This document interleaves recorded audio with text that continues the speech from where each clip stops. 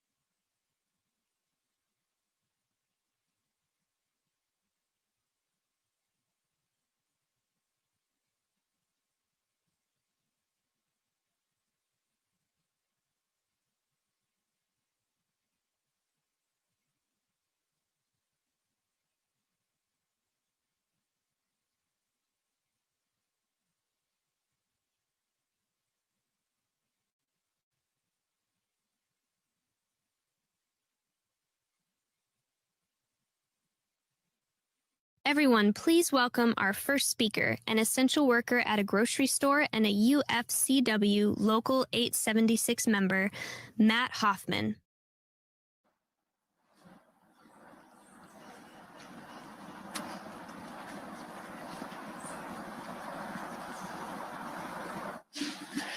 Thank you, Mr. Vice President, for the opportunity to speak about what essential grocery workers, including countless UFCW members like myself, are dealing with. My name is Matt Hoffman, and I'm a grocery store worker in Emily City, Michigan, and I have been on the front lines of the pandemic since day one. Working around the clock to help make sure families in my community have the food they need during this crisis. I live in a small town, and our community has been devastated by COVID-19 and the damage it has done to our economy. Over these many months, there is not a day that goes by where workers like me are not putting our lives on the line. In the beginning, we had no protective equipment, and were even told we would be sent home without pay if we wore masks or gloves on the job. The health risks we face are real. We interact with the public every day. We are vital to the food supply, but we cannot do our job if we are not protected. Essential workers like us deserve essential precautions like hazard pay. I am here today because we need to build a better America than one we see. We need to create good jobs. We need to make sure employers do the right and pay us for the risks we face. We can't afford to listen to companies that make billions in profit and then cut hazard pay. We need a leader who puts hardworking men and women and their families first. This is why I'm supporting Joe Biden. Lastly, I would like to urge all my friends and family, regardless of their party, to vote for Vice President Biden, so we can have a president who prioritizes us in our jobs. From everything I've heard you say and the way you clearly care for others, I know you are the leader we need. Thank you again for listening to Michigan workers, and welcome, Mr. Vice President.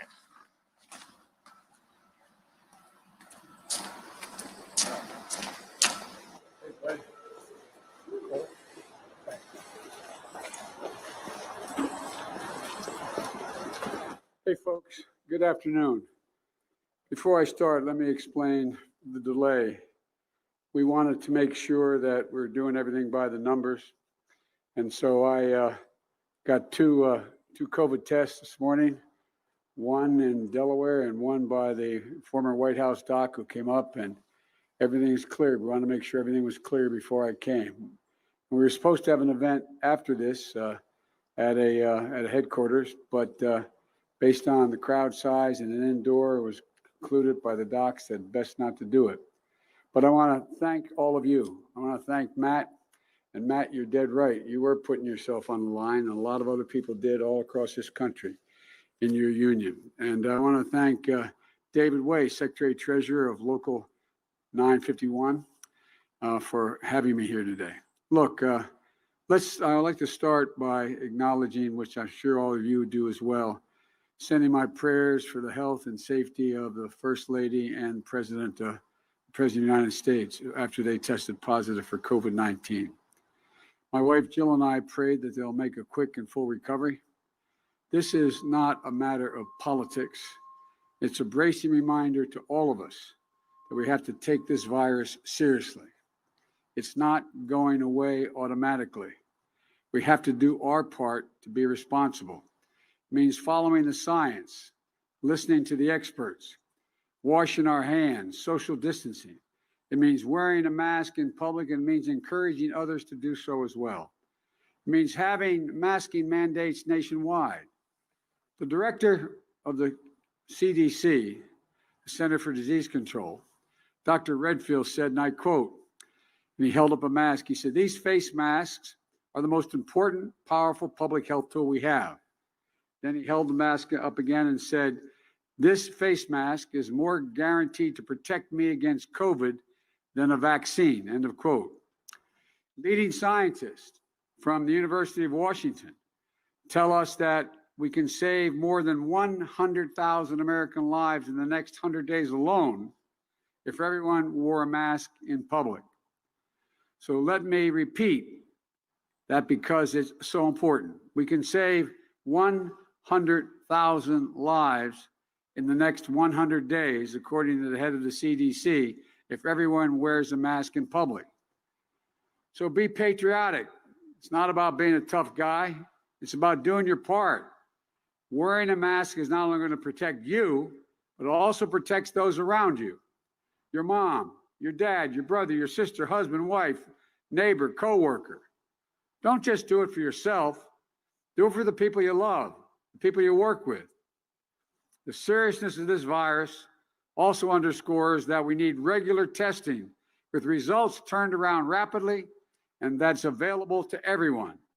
It's not just the folks in the White House or who travel with me that deserve regular testing.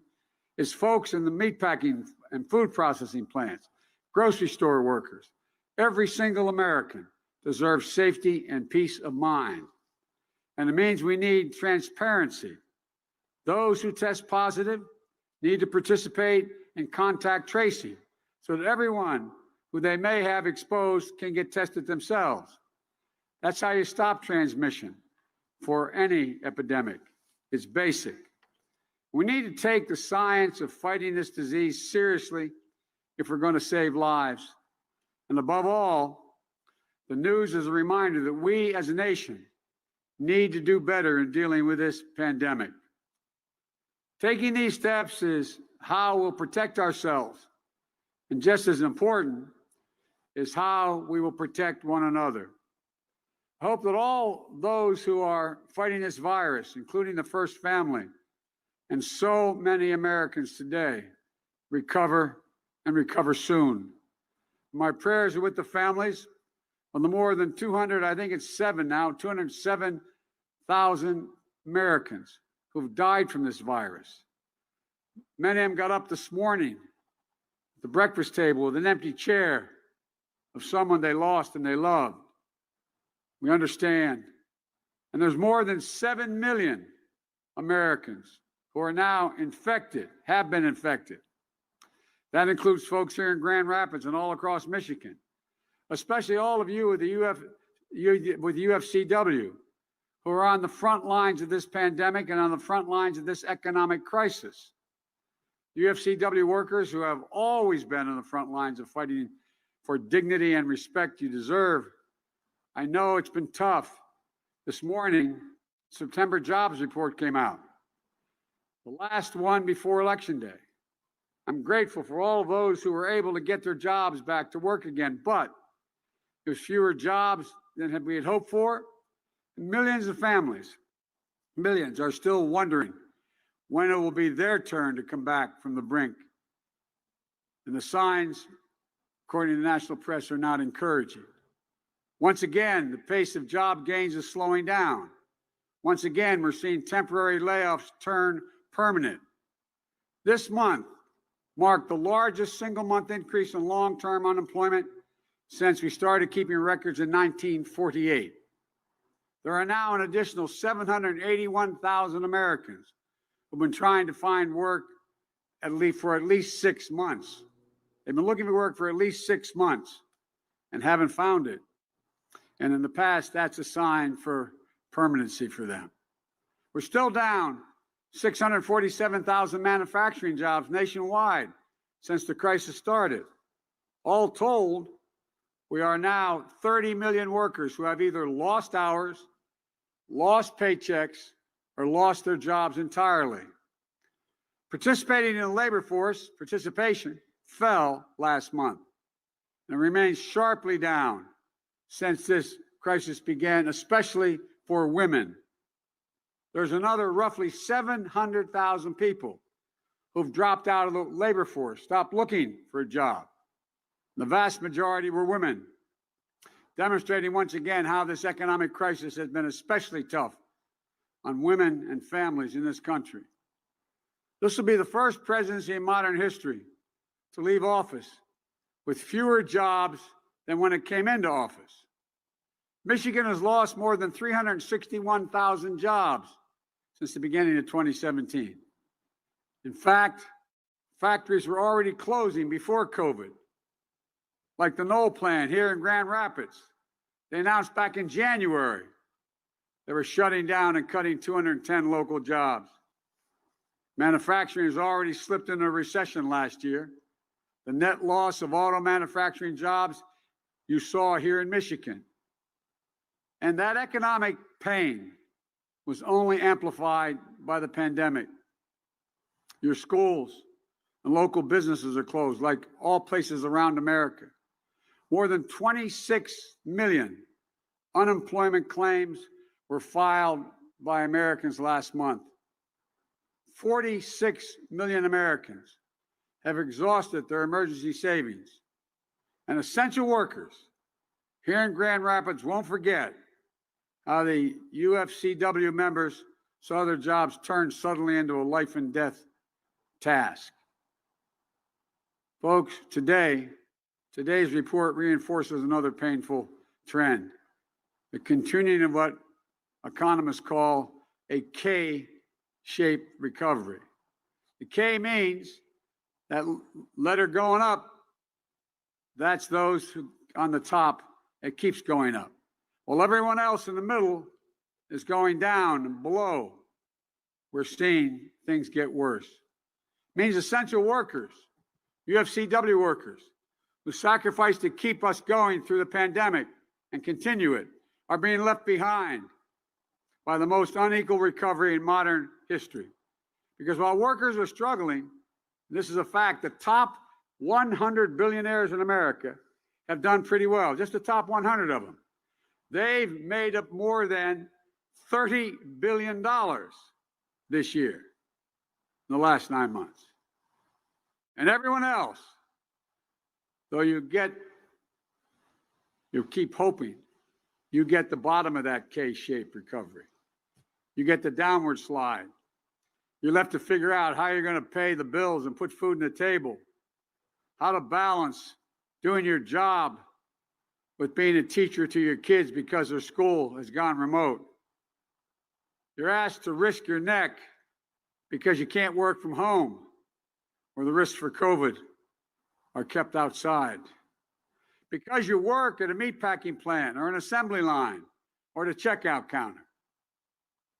You know, I do understand this is a scary time, an uncertain time. I understand it and I see you. because I see the world from where I grew up in Scranton, Pennsylvania, a lot like Grand Rapids. It's filled with an awful lot of good people busting their neck every day to do the right thing for their families. In Scranton, my mom used to have an expression. She'd say it not just in Scranton, but from the time we left there. Say, Joey, nobody's better than you, Joey, but everybody's your equal.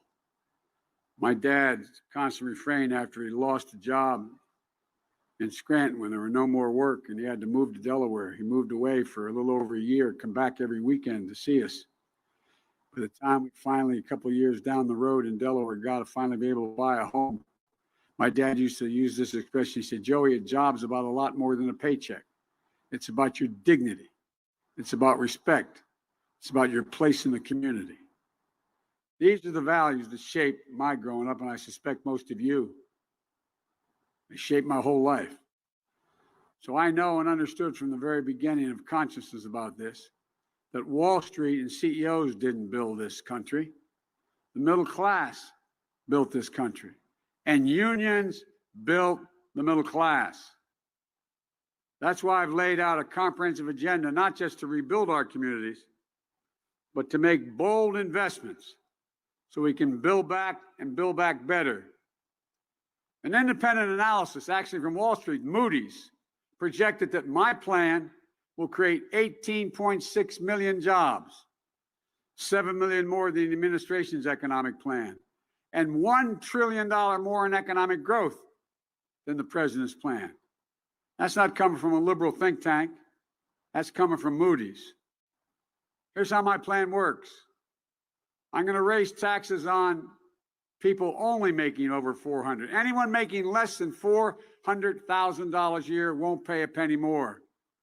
But I'm going to ask the very big corporations, the Fortune 500 and the wealthy, to pay their fair share for a change. That means raising the corporate tax rate, which was in the mid-30s, and now is 21% back to 28%. That means making sure that no big company gets away with paying zero taxes, as 91 Fortune 500 companies do today, making billions of dollars. Zero taxes. How many of you paid zero taxes?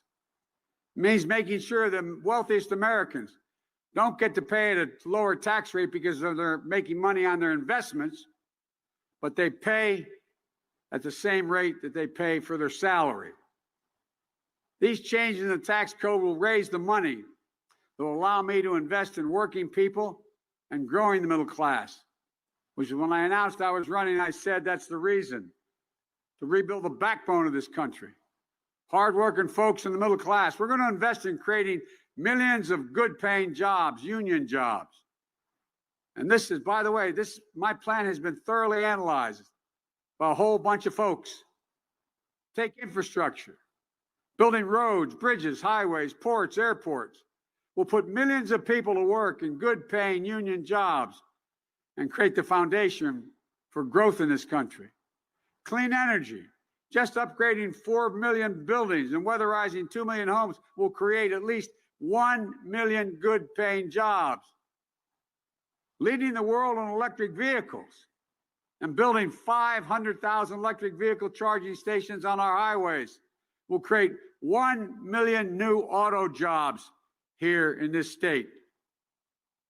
The manufacturing and technology in those areas, making sure the future is made in America, made in Michigan, with good union jobs. You know, the federal government spends $600 billion a year, your tax dollars, $600 billion a year to purchase everything from military equipment to steel to cars to trucks to federal fleets. That's $600 billion. When I'm president, we're going to make sure we finally make good on a commitment made a long time ago, that these products, all these contracts that the President of the United States and the federal government can award, make sure those products are made by Americans in America, making sure that that's done. It's estimated that will create 5 million new manufacturing jobs and technology jobs. For small businesses, We're going to make sure small businesses come out on the other side of this terrible circumstance with access to capital and the ability to deal with the debts that have been accumulated during this pandemic. And we'll make investments to increase incomes as well. $15 minimum wage. No one should be in a position to have to work 2 jobs just to get above the poverty line.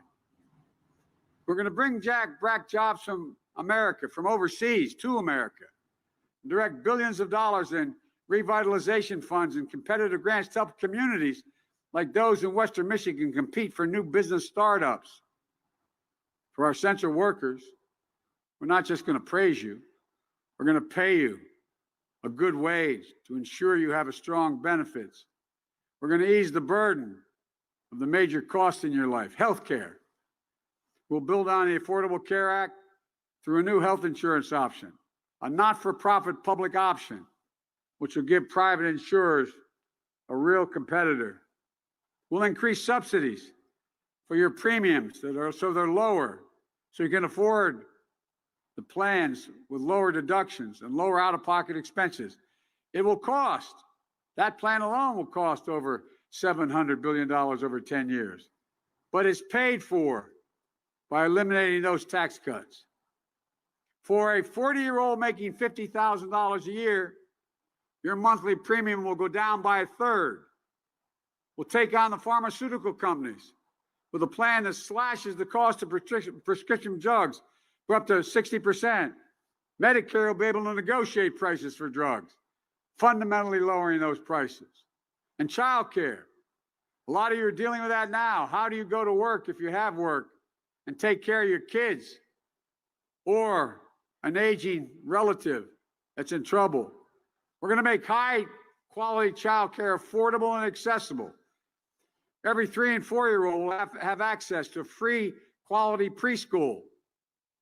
We're going to make sure that low and middle-income families will never have to pay more than 7% of their income for caring for a young child. And education beyond high school.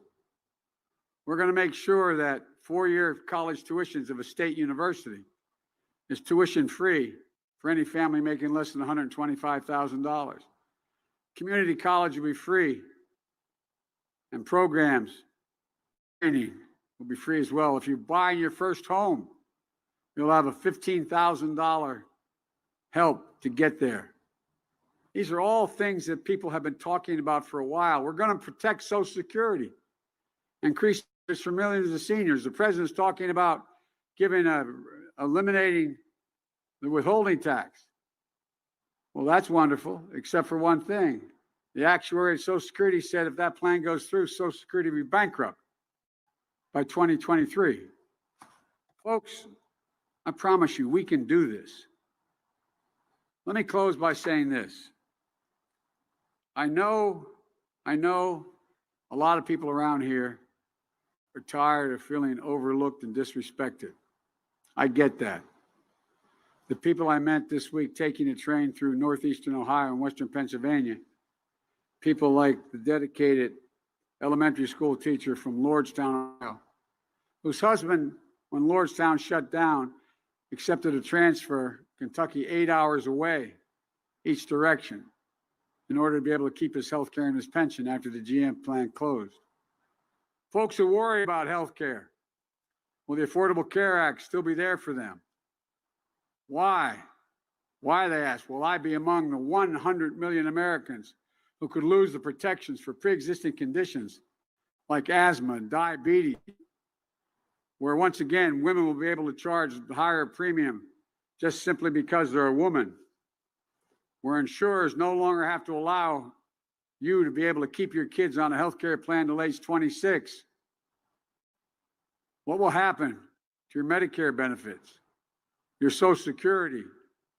Will they still be there when you retire?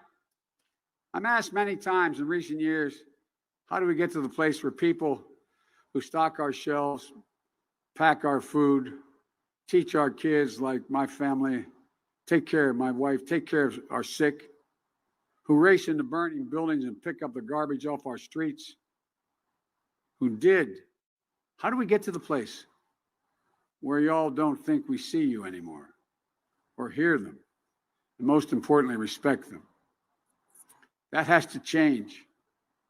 I know it can. I come from those neighborhoods. We can get this pandemic under control so we can get our economy working again for everyone. But this cannot be a partisan moment. It must be an American moment. We have to come together as a nation. I'm running as a Democrat, but will run and govern as an American president. Whether you voted for me or against me, I will represent you. And those who see each other as fellow Americans who just don't live in red states or blue states, but who live in and love the United States of America. That's who we are. And there's never been a single solitary thing America's been unable to do. Think of this, not once. Not a single thing we've not been able to overcome when we've done it together. So let's get the heck up. Remember who in God's name we are. This is the United States of America. There's nothing beyond our capacity. I want to say God bless you. May God protect the first family and every family that's dealing with this virus. And may God protect our troops. Thank you, thank you, thank you.